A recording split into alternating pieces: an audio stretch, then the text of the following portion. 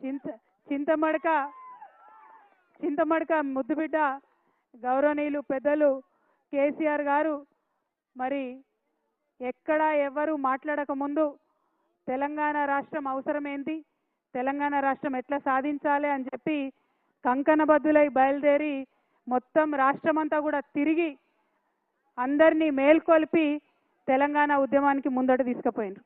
మరి ఆయన తనట్లా ముందడుగేసిండు కాబట్టే మరి వాళ్ళ తెలంగాణ రాష్ట్రం వచ్చింది.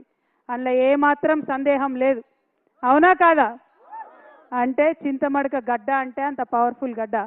చింతమడక మట్టి నుంచి ఒక ఉద్యమం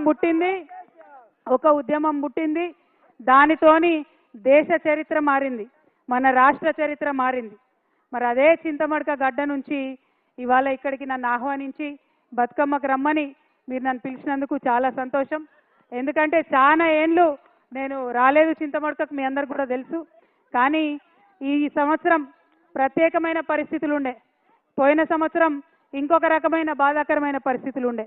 కానీ ఈ సంవత్సరం ప్రత్యేకమైన పరిస్థితుల్లో కూడా మరి నన్ను హక్కున చేర్చుకొని మీరందరికీ ఇక్కడికి రమ్మన్నందుకు నిజంగా ధన్యవాదాలు. మీకు ఒక మాట చెప్పాలి, ఎవరికైనా కన్న ఊరంటే చాలా ప్రేమ ఉంటుంది. ఎవరికైనా కూడా సొంత ఊరిలో అనేకమైన జ్ఞాపకాలు ఉంటాయి. నాకైతే చిన్నప్పటి నుంచి మన చింతమడకలో కులాలకు మతాలకు అతీతంగా అందరం కలిసి అన్ని పండుగలు చేసుకున్నట్టు చాలా బలంగా గుర్తుంది. నేను 7, 8, 9, 10 తరగతుల వరకు కూడా ప్రతి సందర్భంగా ఇక్కడికి వచ్చేది. దసరాకు బతుకమ్మకు అందరం అన్ని కులాలను కలిసి మంచిగా ఆడుకున్నాం.